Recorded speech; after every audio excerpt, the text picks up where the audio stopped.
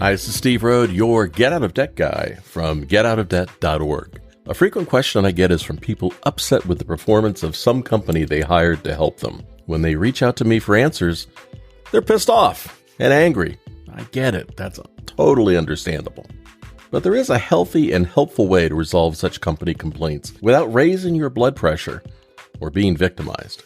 Today, I want to share the secrets I've learned over the years on how to best deal with a company you have a problem or disagreement with regarding a product or service.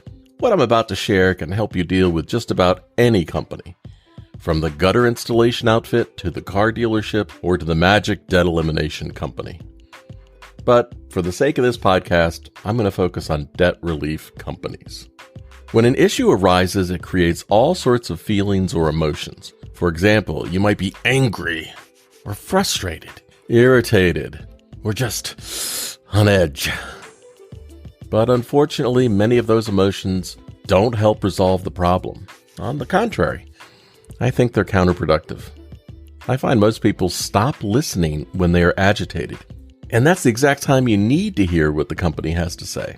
In a perfect world, the company would eagerly accept your concerns and work politely, professionally, and responsively to address and eliminate the issue you're having.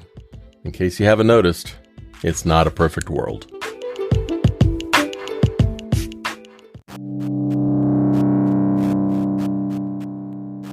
When a problem occurs, the goal should not be to get even or feel like you win, but to get a resolution that deals with solving the problem based on facts. Now, what do I mean by that? Well, when a dispute or dissatisfaction arises between you and the company you hired to help you, the worst thing you can do is allow your emotions to go from 0 to 100. Sending a nasty email or leaving a rude message might help you to feel better in the moment, but it's not going to help resolve the problem. Solving the problem should be your ultimate goal. I recommend the first step is to pull out the contract or service agreement you signed when you hired the company. Those documents typically clearly describe the services and terms you agreed to, and that's important. What surprises many people is that the services in the written agreement often differ from what the salesperson promised or said on the phone.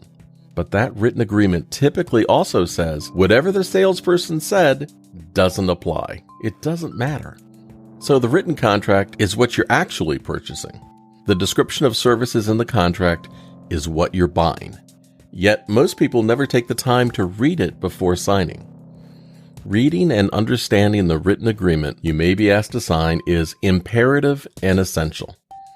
But unfortunately, it's also why some less than ethical companies won't share the client agreement with you ahead of time, rush you through the contract, and want you to sign it online now. They don't want you to read it, even though it contains pertinent facts about the services you're purchasing. I believe the first step to resolving unfortunate issues with the company begins before you sign any client agreement. As the consumer and purchaser, you're responsible for reading the agreement and asking questions before signing. It's reasonable to ask for clarification or a further explanation of anything that does not sound like the salesperson told you. I believe you should be able to ask any company for an advance copy of a client agreement that you'll be asked to sign. This will allow you to read the contract and ask a friend or someone you trust to help you be comfortable with it. If a debt relief company will not give you a copy of the client agreement in advance, or they want to rush you through it on the phone, that's a giant red flag for me. That's a runaway moment. There are only two logical reasons for a company not to share the client agreement with you in advance. Either they don't want you to read it and understand what you're agreeing to, or they care more about making their job easier than helping you. If a company says they can't give you a copy of the client agreement to carefully review before signing, don't use them. Go elsewhere. Find a better company.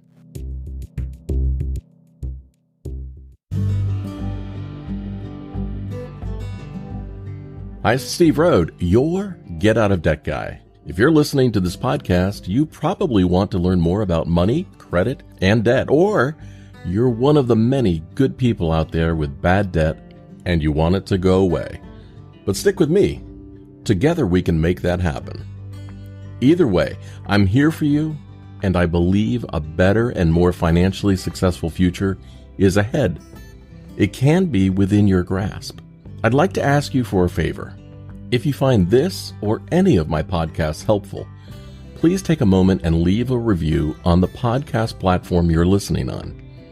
Your feedback and opinion matter to me, and if I've done a good job, your review helps others to find the podcast as well.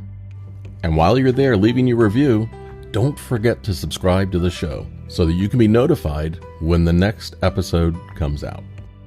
Last piece of housekeeping. If you have a question or comment you'd like to hear on an upcoming podcast, you can leave me a voice message at getoutofdebt.org/message, or leave me a question for me to answer on my website by going to getoutofdebt.org/question.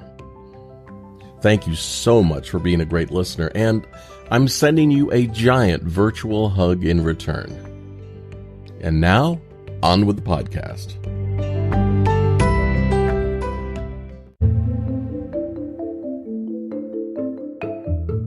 Understanding the client agreement is crucial because it'll be the ultimate basis for solving your unhappiness over any future problem with the company. The contract also contains fees, cancellation processes, or refund policy information. When it comes to debt relief company problems, the typical issues are how fees are charged and earned, the actual service the company is providing, the impact on credit and credit score, and the legal and tax implications of the service. Nearly every time someone has a disappointment or surprise over something related to those issues, and you read the client agreement, it's covered in there. For example, someone says, "Hey, I didn't know the debt settlement service can hurt my credit. That's not what the salesperson said." Well, the client agreement often says the service may negatively impact your credit report and credit score. They also say you may be sued, lose, have a judgment against you, and more. It's typically all in there, and you agreed to it when you signed. Or a consumer says, "Hey, I wasn't told that settling my debt would lead me to owing taxes." But yet, the client agreement the consumer signed and agreed to says the service may result in tax liabilities, and the company does not provide tax advice.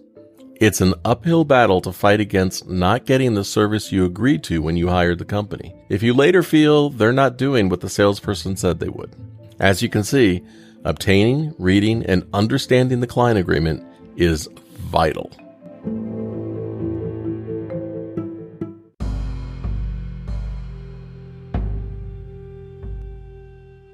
Now let's get into how to resolve any problems with the services provided by the company. Step 1. No surprise. It's to read your client agreement before sending an angry email or leaving that nasty message. It's not helpful to yell at a company representative for a service you agreed to. In fact, it's like yelling at Ronald McDonald for a bad Happy Meal. It's pointless. After reading the agreement, you might realize you made a mistake hiring the company. But that's not the representative's fault. You should own your mistake and expect a good company will take responsibility for their mistakes and work to resolve them. Step 2. In resolving any problem, you have to allow the company to fix the problem in a reasonable period. You'll quickly learn that they'll either value you as a client and work with you to solve the issue, or they'll just not care and not try to correct it at all. Some past scam companies I've written about intended to sell clients services, collect initial fees, and then provide horrible customer service so the clients would quit and they kept the money. But unfortunately, good customer service is not always a goal or priority with some businesses. A company can telegraph to you they're not going to do anything and don't value you as a client through poor communication and rude interactions. If your emails and voicemails are not returned or promised information is never given to you, the company is sending you another clear message. You don't matter. Those companies are just begging to be reported to regulators and watchdogs. The mark of a great company is not if a problem arises, but how they deal with it. So let's give every company a chance first to address your concerns and see what their response is. That's only fair. I don't think a 14-paragraph angry email in all caps and no punctuation is productive in eliminating a problem. The elimination of your situation and concerns should be your goal. The better approach is to make your email as concise as possible and lay out the pertinent facts. For example, complaining that the salesperson told you a different story about the service before you signed the client agreement is of no use. I've covered that. The moment you signed that agreement, those are the services you purchased, not what Billy said. But let's say you have a customer service issue, like wanting to know which creditors the company has contacted. Ask them. It's not unreasonable to also ask for dates and what the contact was about and the creditor's response. Or if you have a concern about where your payments are going, ask the company for an accounting so you can get some clarity on how much is going to fees and not your creditors. But make sure you do this. As you begin to call and send emails, keep a log of your efforts to get answers. I would suggest you save all your emails in a folder or print them out and keep them in a safe place. You need a documentation trail if this matter is not resolved and escalates. From my point of view, 2 business days is reasonable for a company to respond to your concerns. After that, if you don't hear back, ask again. If you keep asking for answers or help and they don't respond, well, what message does that send to you? That takes us to the next step.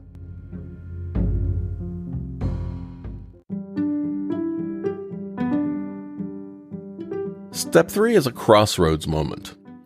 If the company responded to your concerns and said, no matter what your issue is, we will work diligently to resolve it, you matter to us, then you don't need to do much if they solve the problem. However, if the company doesn't respond or refuses to solve the problem, then you need to ask yourself if you should continue or cancel with the company. You need to decide if it'll be better to cut your losses and move on. The decision to cancel is not as clear-cut as you would hope. So often our emotional brain wants to say, F it, and walk away when we finally reach that breaking point. However, that might not make logical sense after you've been with a company for several years.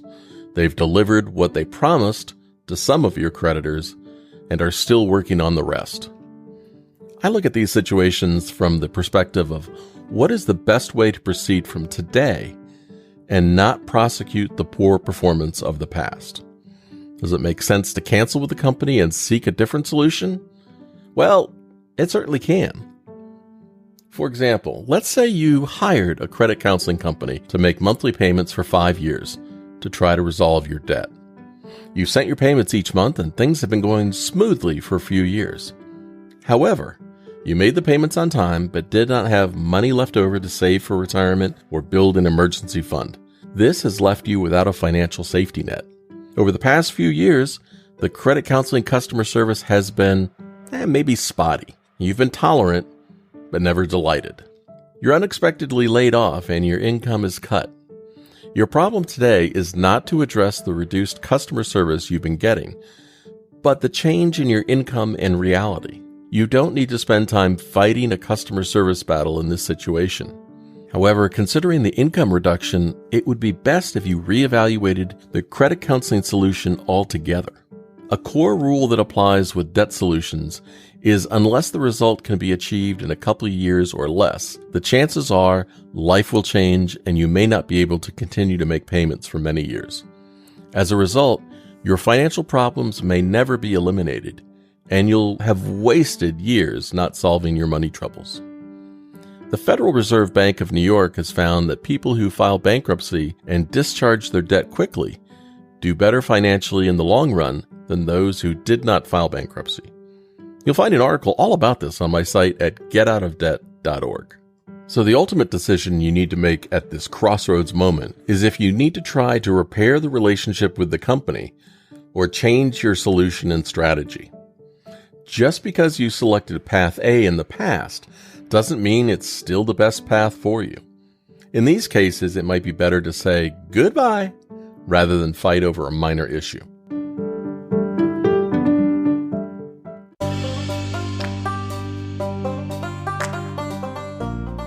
Step 4 comes into play when you're unsatisfied with the company's response and you want them to deliver the services you hired them for.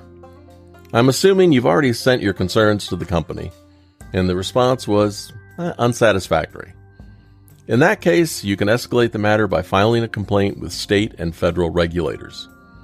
But in the interest of being perceived as the reasonable person here, I think you should correspond one more time with the company. Tell them their response was insufficient and that unless they can provide clear answers or resolve the problem, you plan to file complaints with the state and federal regulators. Then do what you say you'll do. Escalate your complaints if the company has not resolved your problems satisfactorily. You should file complaints online with the Federal Trade Commission and Consumer Financial Protection Bureau. However, a critical step is to be sure to file an online complaint with your state attorney general's office. Always, always, always do this. You can also file a complaint about the company with any state agency that regulates the company. For example, if your problem is with a lender or a credit card company, also file a complaint with your state banking commissioner. If the problem is with a debt collection company, file a complaint with the department in your state that licenses debt collectors. Maybe your issue is with an attorney. You can file a complaint with the State Bar Association, which often supervises attorneys. You can find all of these people with a simple web search for your state.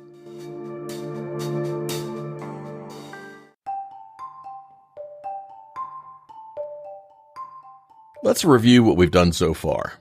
You've identified an issue with a debt relief company you hired. You've read the client agreement to see if your problem is addressed in the contract. Concisely and politely, you brought your concerns and problems forward and gave the company a chance to address them. The company either dealt with the issue or left you stranded. If you feel stranded, give the company a final chance to fix the problem in a reasonable period. And if they don't, well, file escalation complaints to state and federal regulators. If your situation has changed along the way and you need to implement a different solution, do what is best for your current situation. Sometimes that can mean terminating the company services and taking a different route. So let's talk about some truths. You can get as outraged as you want and threaten to sue the company for bad service. However, you'd probably be better off hiring a local attorney and having them contact the company to attempt to get your money back. If you want to sue the company, expect a protracted and expensive legal battle. But even if you won the lawsuit against the company, you'd still have to collect from them. Yeah, good luck with that. The advantage of filing complaints at the right time with regulators is they can intercede on your behalf and ask for a resolution and refund. In addition, submitting your complaints will cost no money. Suppose you want to warn others about a particular company. In that case, you can file complaints on my site at getoutofdebt.org, with the Better Business Bureau, or anywhere that allows you to post your dissatisfaction. Of course, it won't resolve your problem, but you can help warn others. Another truth is it's always better to politely raise any customer service issue you have with any company as soon as possible. Letting a problem fester is not helpful to any party. The longer you wait to bring your concerns forward, the more you might be left in a worse position. Don't delay. If the company does not value you as a client and can't or won't address your concerns, it's better to come to grips with that now, rather than a year from now.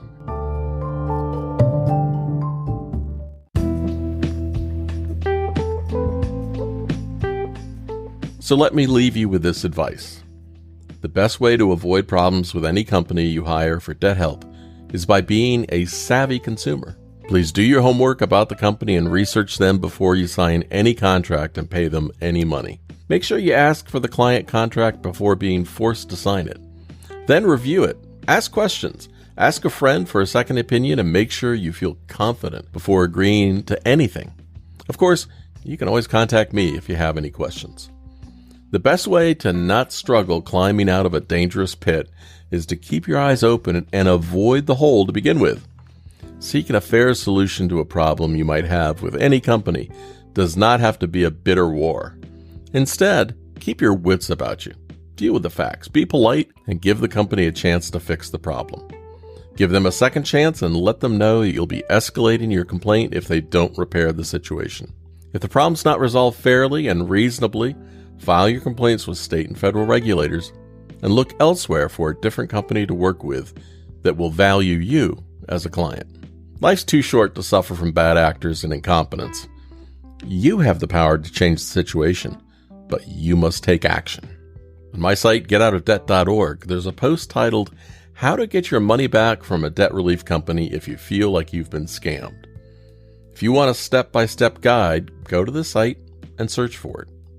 This is Steve Rhode, your Get Out of Debt guy, wishing you happiness, peace, and success because you deserve it.